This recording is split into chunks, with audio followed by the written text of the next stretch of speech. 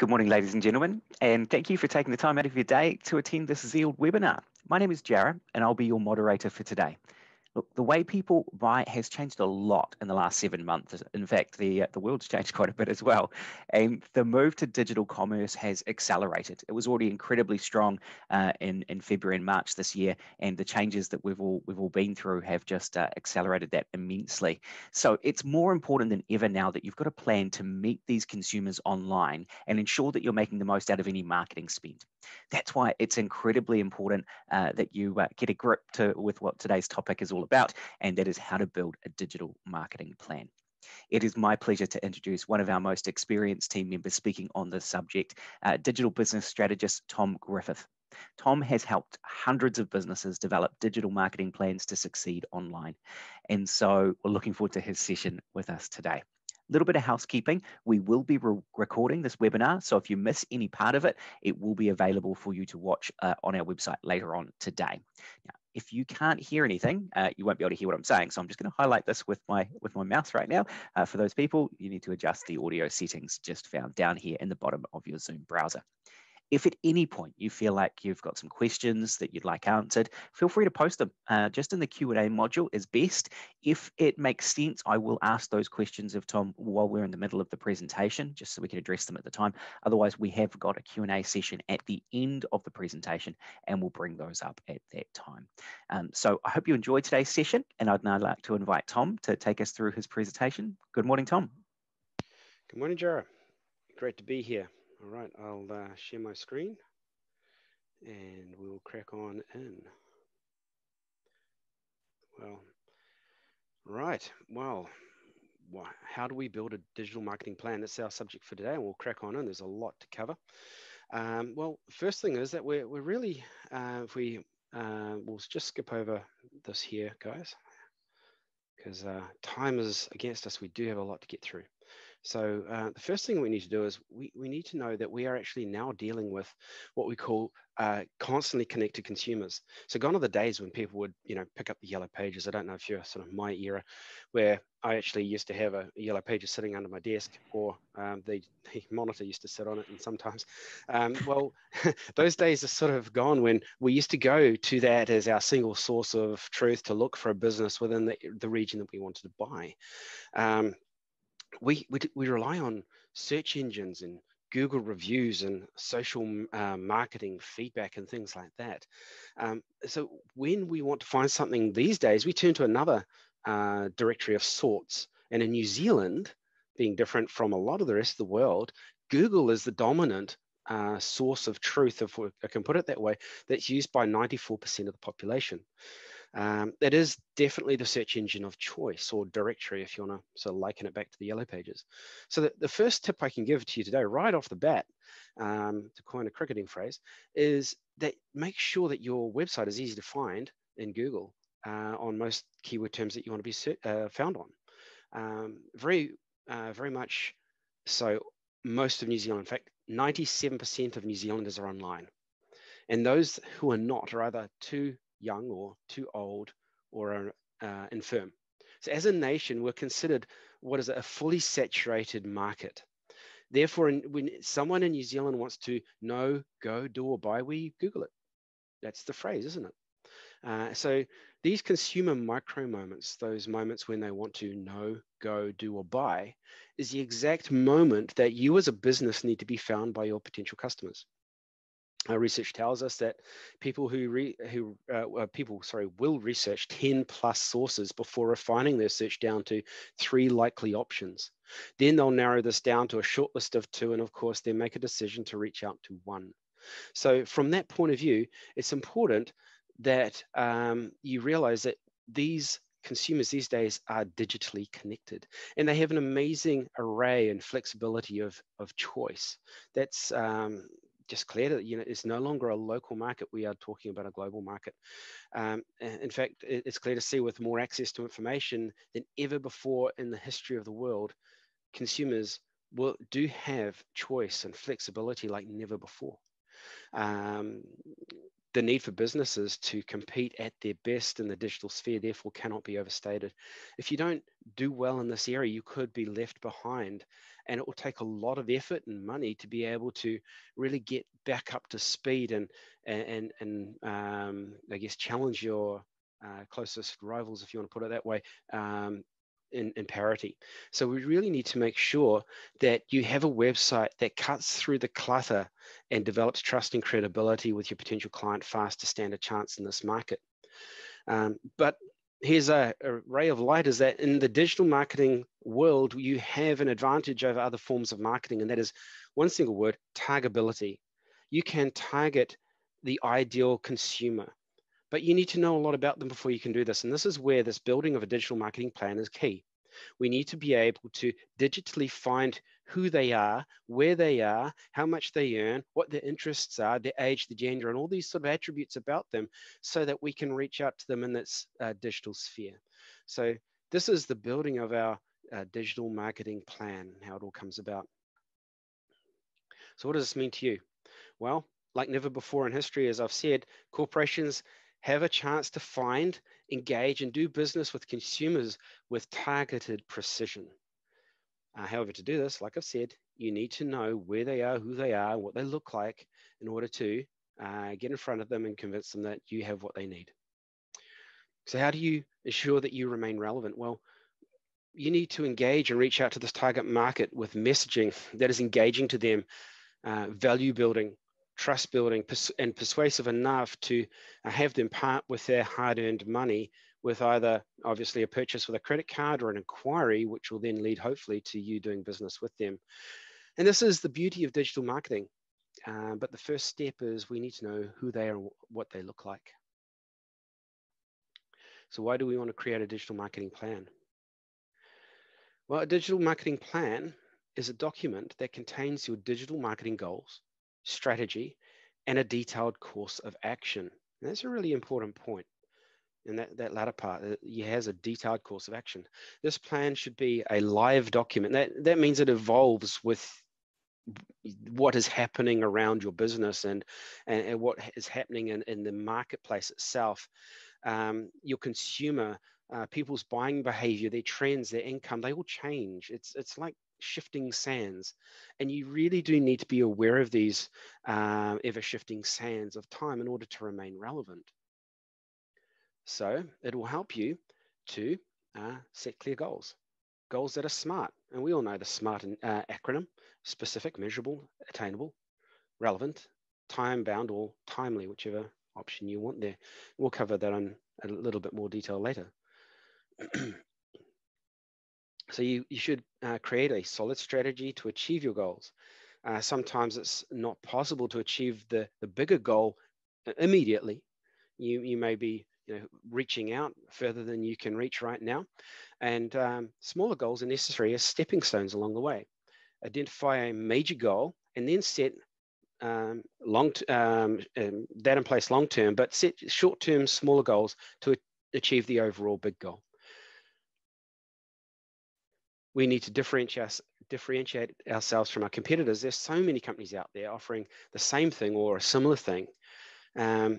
We need to identify the attributes about your company or the product that set you or the product apart from these others, and then put these attributes on steroids and market the heck out of them. So going through this process will help us do that. We'll be able to gain insight on consumer behavior. For some companies, a failure to understand consumer behavior has proved fatal. Here's a bit of a stat for you. 85% of the time, households will purchase the same item 150 times on average. So if you miss the mark in terms of the trend, the product won't cut through. You won't make the necessary sales, and the rest is, of course, history. Conversely, if you're able to read the trend and enter the market at the right time with good marketing cut through, you'll make money. And that's, of course, the aim of the game, isn't it?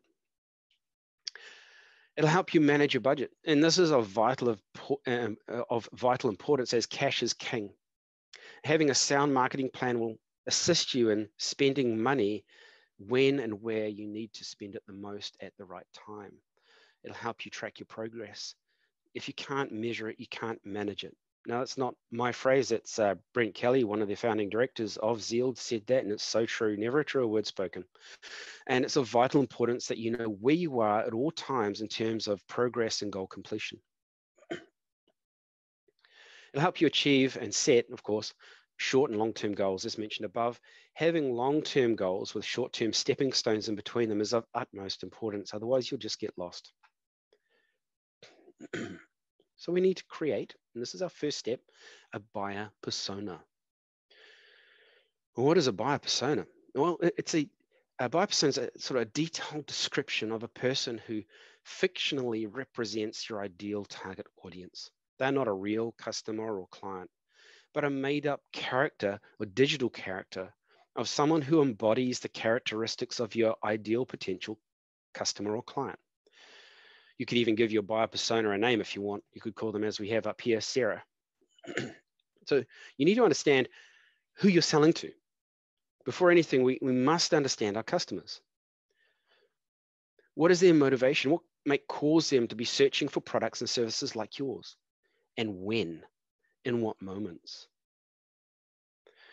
What language are they using?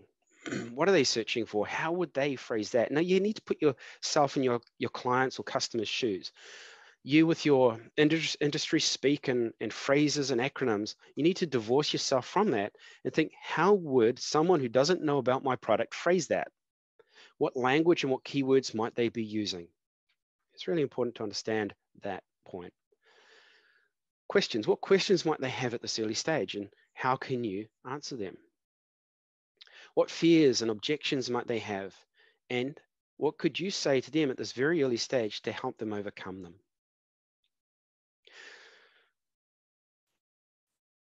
So what I would like to do is challenge you to start mapping out a buyer persona of your own. You can start by mapping out your existing customers based on certain characteristics. And be aware that you may find different buyer personas for different products. They won't all be the same. But we can look at information about your customers, such as age range, gender, location, that is perhaps physical or location for a service, or are they rural or urban, because this will affect what and how and when they buy. Job, what is their vocation? What is their interest or hobbies? Are they outdoorsy? Are they a bookworm? Are they a computer nerd? Are they interested in fashion? Sorry for all computer nerds out there. I'm probably one of them too. So that was said in love. You probably just annoyed a few people. No, just oh, well. Yeah, well, I'm in the club, right? Well, I was going to say one of them's me, but anyway. Yeah. As long as it didn't annoy you. So what are their preferences? Do they prefer face-to-face communication, text or electronic, perhaps a phone call or emails? Do they prefer Art Deco or modern trends? What is their work and income? Do they have savings, or are they living paycheck to paycheck? Are they professional or blue collar? Digital media consumption and behavior. What is it that they do? Do they spend most of the time browsing social media?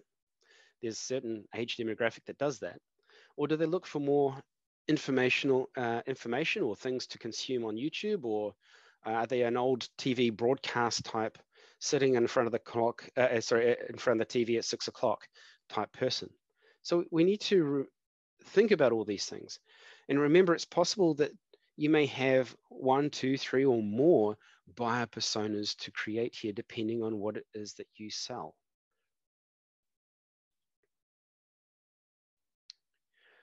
So one thing we need to think about is our brand UVP, or unique value proposition. So from your client's perspective, again, notice the perspective from your client's perspective. What are the benefits of doing business with you? What are the characteristics of your business or product that set you apart from your competitors?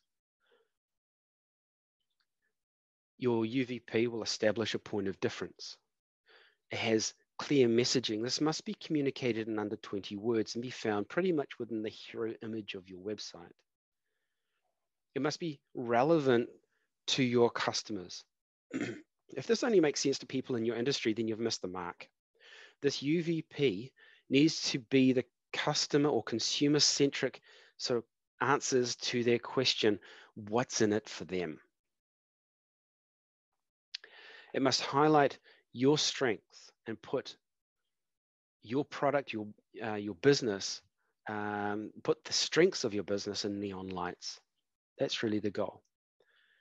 And it's got to be specific and not contain business jargon. It has to be obvious and completely unambiguous. And again, in the language that your client or customer would understand. Showing the relevance of your product or service is a must. Highlighting the desired outcome for your customers is of great value, but showing an exclusive, unique benefit or competitive edge is of first importance. That's your unique value proposition.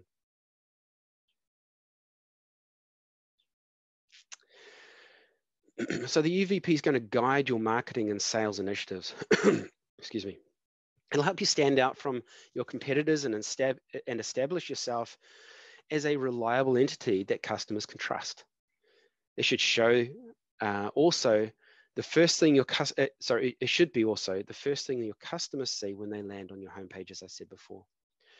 So some slogans that we can have a look at here is melts in your mouth, not in your hand. That's obviously a very unique thing for M&Ms. If you like your M&Ms, no one wants them to melt in your hand. You want to eat them. Fresh, never frozen. It's always a good one, especially when talking about fast food. Your notes, organized, effortless. That's Evernote. And manage all your social media in one place. Hootsuite. So, there's a few things there, and there's a few others. I think, Jerry, there's a few that you like as well that we've created. Yeah. Yeah. So one of my favorite is for a cosmetic nurse injectors, which is a client of mine. In fact, I'm wondering if they're actually online right now and joining us today. I think I recognize the name there, maybe. And so, yeah, they've got a great value proposition on their homepage, which talks about regain your confidence and look your best with modern cosmetic dental treatment. And I just love the fact that talks about the real benefit of using their services is that you'll look your best and regain your confidence. And it really does speak to why you would want to use that particular product or service. And then introduces the modern cosmetic dental treatment as a positioning statement for the what they provide. So yeah, it's a really good one that I'm quite a fan of. Yeah, I use that example quite a bit as well, because there's about 5 benefits in a very, very short, pithy statement. So, it's very, very good. Right, so we need to also do a SWOT analysis. And a lot of people may already do SWOT analyses, but these are very, very important. So what is a SWOT? It's strengths, weaknesses, opportunities, threats. It's sometimes, though, very overlooked. And doing this on a very regular basis cannot be overstated. You need to create a SWOT analysis when creating your digital marketing plan, as it provides you with a clear assessment of your business's current situation before you start creating goals and strategy. And then you can start reacting accordingly and making the plans in an informed way. So through a SWOT analysis, you'll identify what's working well and what isn't. It's really important to know. You can determine potential areas of growth as well as possible risks that you may encounter down the line so that you can conjure up a plan, if I can put it that way, to avoid or eliminate potential risks. You can identify your business strengths, kind of important.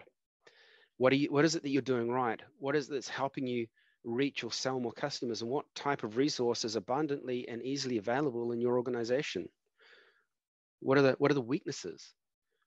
Well, this is important to know because you need to know what areas that are key for you to improve on. What could it be that your competitors may look to target in order to get a foothold over you? And most importantly, what isn't working for you and how do you change that? Opportunities. What are the external opportunities available for your business? What digital resources or tools have you not tried? What digital strategies or platforms could you potentially use? In terms of threats, what are the potential issues that may arise while running your digital marketing campaign? What is your competition doing? Can their digital strategy potentially harm you in the future? These are all very, very important things to know, because then you can set your goals accordingly. Because setting short-term and long-term goals will help you create time-bound targets toward achieving your company's ultimate goal. It'll help you clearly lay out the purpose and your progress so that you can revise your strategy when necessary. And this is important that it is a live document, as I said right at the very start. And remember, SMART goals. Specific. Is your goal clear and concise? Is it measurable? It's very important that you're able to have a measurable target so that you can actually definitively track your progress. If you can't measure it, you can't manage it. Attainable. Is it attainable? There's no point in having a lofty goal that you can't attain. That's then not sort of specific.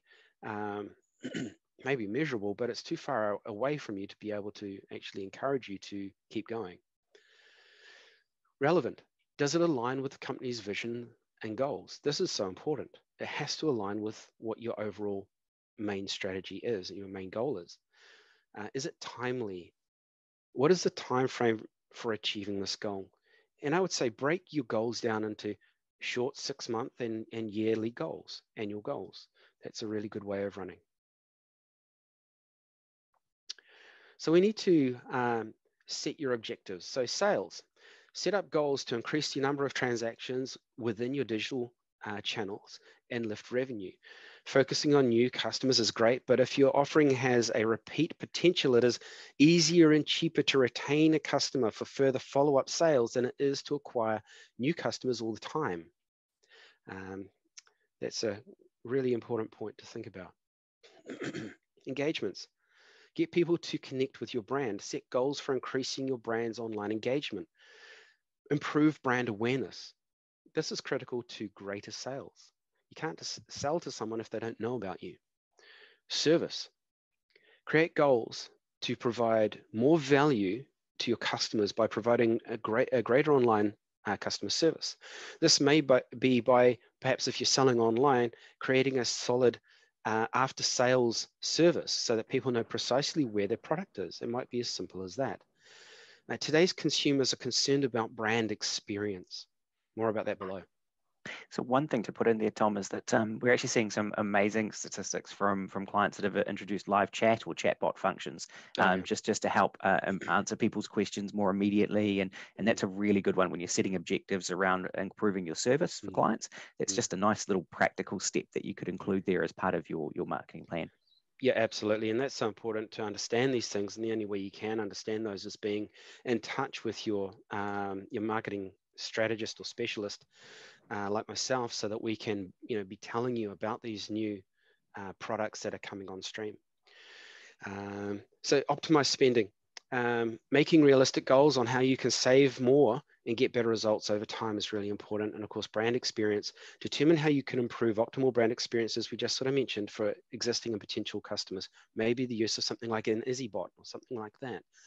A positive brand experience brings brand loyalty, and that in turn brings a greater return in sales. It increases, and that then increases over the lifetime of the customer, and therefore the business gains stability and having a solid customer base.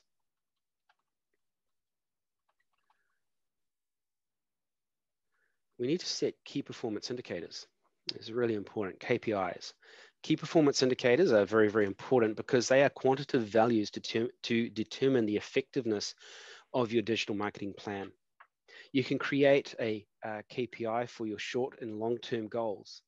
If you have an existing set of KPIs in place, review each one and decide which ones to keep and which ones need to be removed. If you're not hitting your KPIs, you need to ask why and adjust what is necessary accordingly. If you're exceeding your KPIs or key performance indicators, it's important to again review to ensure that they are set correctly. Remember that they need to be those digital marketing activities. Sorry, I'll start that again. Sorry, guys. Remember, we need to do those digital marketing activities that will affect positively the plan that you have set in place. Yep. Yep. So here are a few KPIs for you to look through.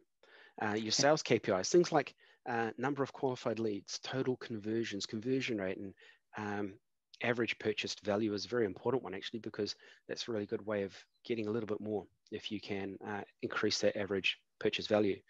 Engagement KPIs, things like website traffic, social media impressions, social media likes, social media comments. They're all important KPIs. I'd just like to point out, yeah, that the sales KPIs, or those tangible KPIs that tend to actually result in some business value, generally need to form a stronger part of your digital marketing strategy. Engagement KPIs are great, but they tend to be more for brand recognition, whereas the sales KPIs or lead generation KPIs tend to be more around creating real business value as well. So don't be like swayed by writing a marketing plan that's all about social media likes, because it might not translate into a direct tangible benefit for the organization. So just wanted to just point that one out as well. They are good to track, but make sure you've got some really strong KPIs that are based around business value. And from the sales KPIs, you can work out the return on ad spend as well. And that's really the determining factor of how well your digital marketing strategy is working. Yep. And that will allow you to make a hard and fast call, quite a sort of pragmatic call as to what to do where and when. So some of the service KPIs could be something like customer satisfaction score or NPS, the Net Promoter Score, which is a very common one these days. Some of the spending KPIs may be cost per lead generated, or cost per conversion, or cost per acquisition. These are very important ones there to bring in at some stage. And the others, brand experience, such as customer retention rate and churn rate. They're very important to understand those. And if you're losing customers at a regular rate, you need to ask why and see what you can do to obviously prevent that from happening. Excuse me.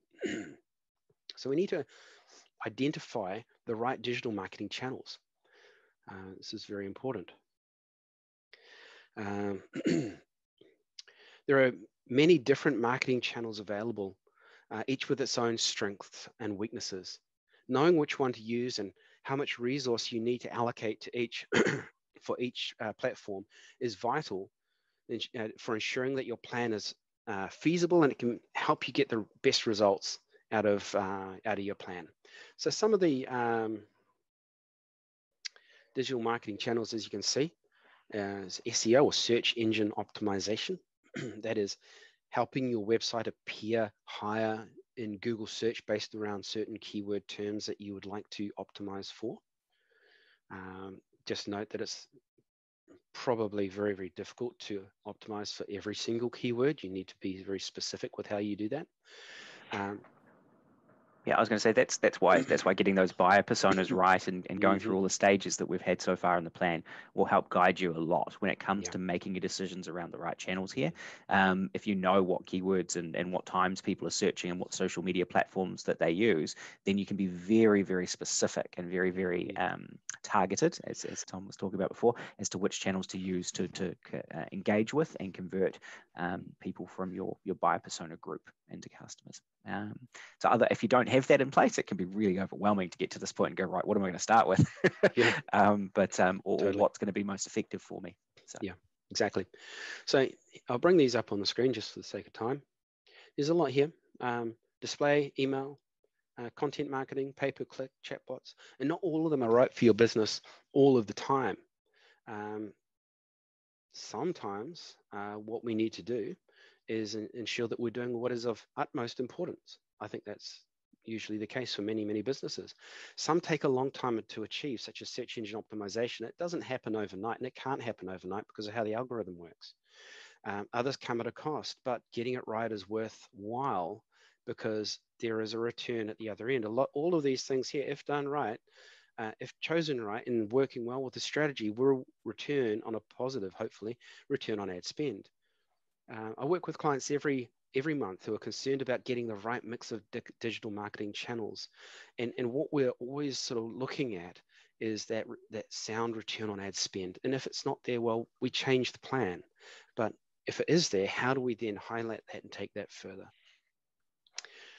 So if you want your digital marketing strategy so worked out with and partner with Zeald, please reach out to us, because we do offer a free digital marketing strategy session for free for those who attend this webinar. So we need to set some timelines and budgets. It's important to recognize that some formats of digital marketing are relatively short term in their success with better results as time goes on, and others are more long term and can be costly but are worth it in the long run. Setting timelines with relevant budgets and realistic return on ad spends, or ROAS, is important for overall success of digital marketing.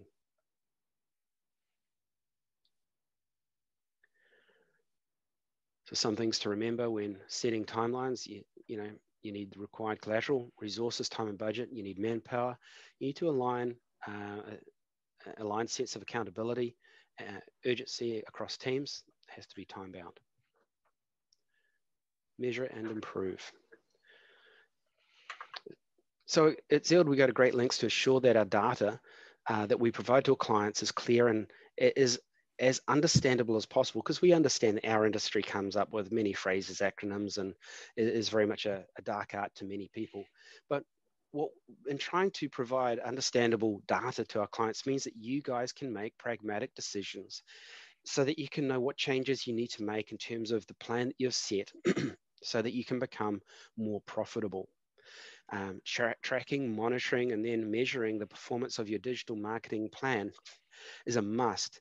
And it must be an ongoing, recurring process. It can't be sort of done once for, say, first 3 months and you sort of lose interest in it and that dies off. It's important that it keeps going and keeps going.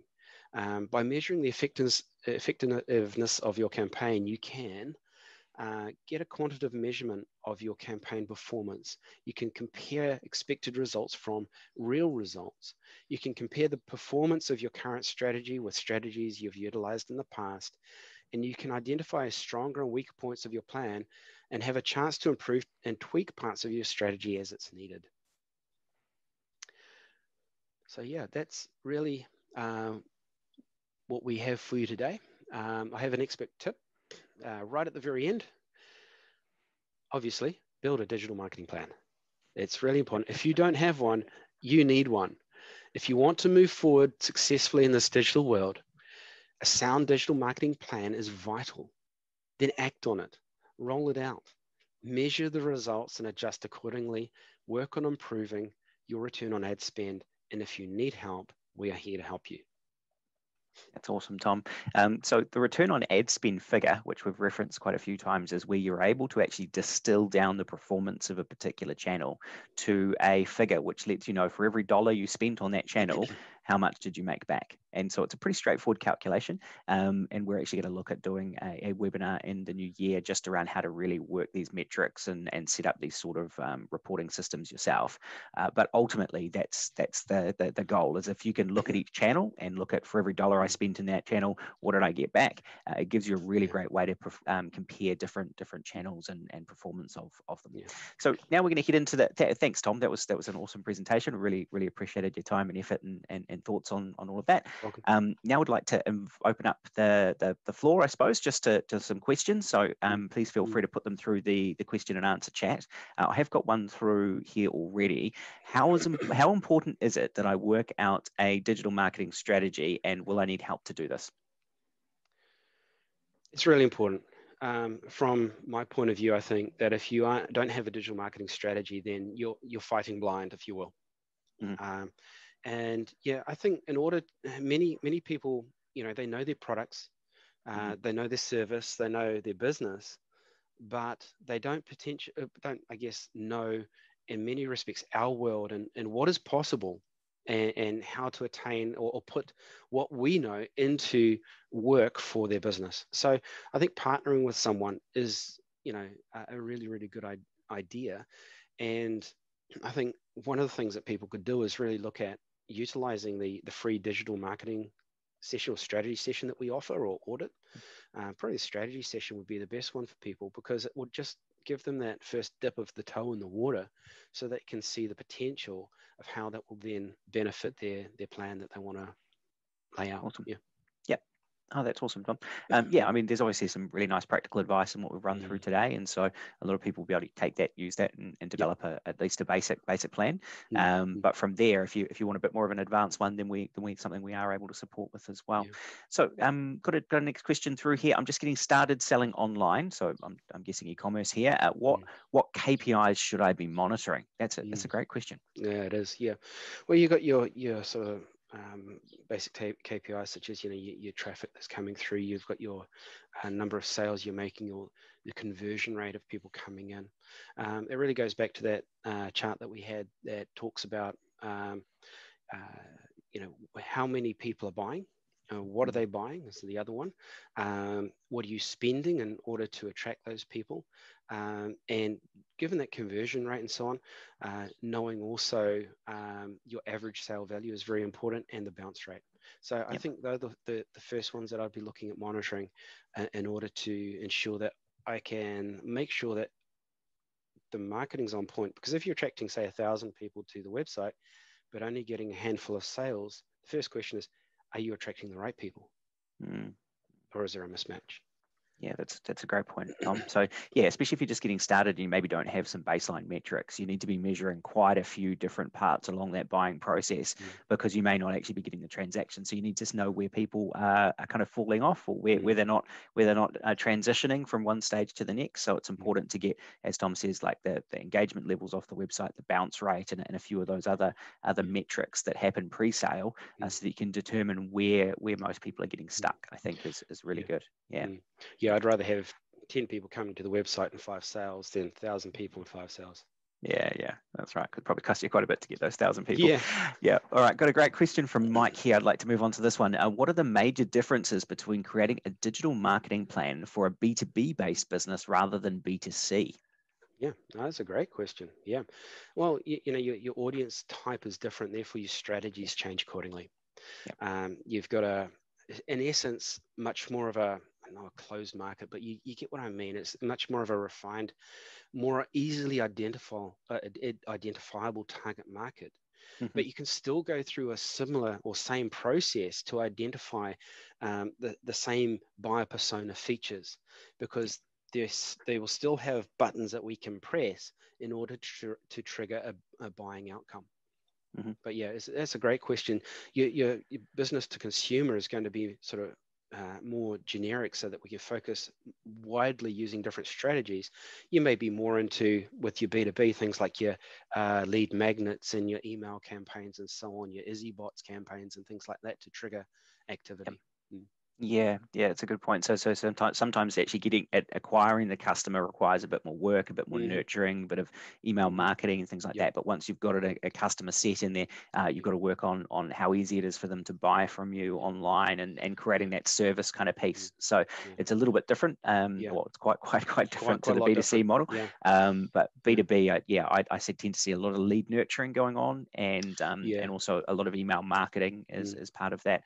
Just connecting with those business customers more regularly.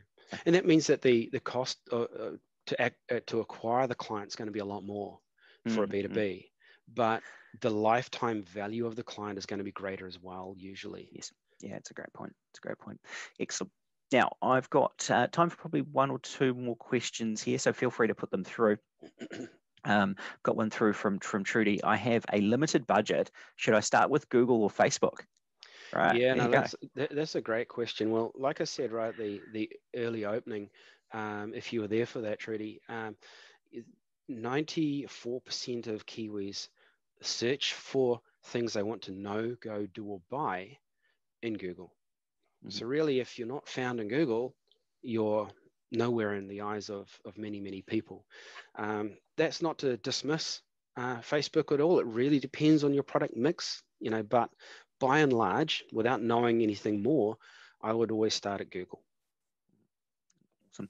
I'd probably put just one small proviso on there, Tom, if you wouldn't mind. It's like Google is almost always one of the first places to start. It's low-hanging fruit. It's where if people are actively looking for your product and service, then you want to be connecting with them. They're in buying mode, so Google tends to maybe cost a little bit more sometimes to acquire each person out of that environment, or each click, I should say, but it's generally higher value. Where you'd look at Facebook first is if you've got a new product that's unknown. So people are not actively searching for your product or service. You need to stimulate some demand for it. In that particular case, then I'd start to look at something like Facebook as in the first instance, because obviously you're not going to have the search volume out of Google to try and leverage. Yep, 100% correct. Yeah. Cool. So looking at time, that is actually all the time we have. So we'll kind of wrap up. But thanks to everyone who sent through questions and Tom for your presentation. So just a little bit of an overview of today's session. What we know is that running a marketing campaign without a clear plan will leave you spending a lot of money potentially for no return, and this is not something that people can really afford right now. So we obviously don't recommend that. But the opportunity is that buying behavior has changed quite drastically throughout 2020, which means that there are a lot of customers that are now up for grabs. So our prediction is businesses that make clear, measurable plan to cater for this new buying behavior, they're going to be able to grow revenue when others perhaps won't.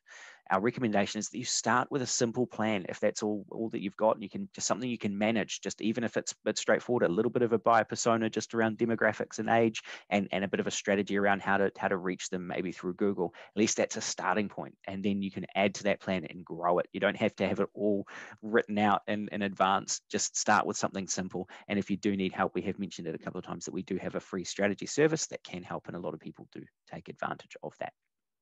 A little bit about Zeald. We've been helping businesses with their digital transformation for 20 years. We're also excited to be part of the Regional Business Partner Program. This funding has started to run out in certain regions, but there is some support available for businesses depending on where you are in New Zealand at the moment. You can sign up for up to $5,000 worth of support for your digital transformation process. If you'd like to know a little bit more about this, then you can request a strategy session, and we will get in touch and just talk you through that. We'll be sending out a feedback form later on today, and in that form will be the opportunity to request a session with us. Zeald is also continuing to run our Get E-commerce movement. This was our answer to some of the crisis that we had within New Zealand earlier on in the year. We started giving away free e-commerce sites. We've now expanded that to free service-based websites as well. And so if you would like to see if you qualify, or if you're eligible, I should say, for a free website, please head along to zeald.com and have a look at the Get E-commerce movement. We do have e-commerce sites that come with no setup fee, basically free hosting for the first 12 months, the only charge being a 2% success fee to help cover costs and help deliver the next set of websites for people.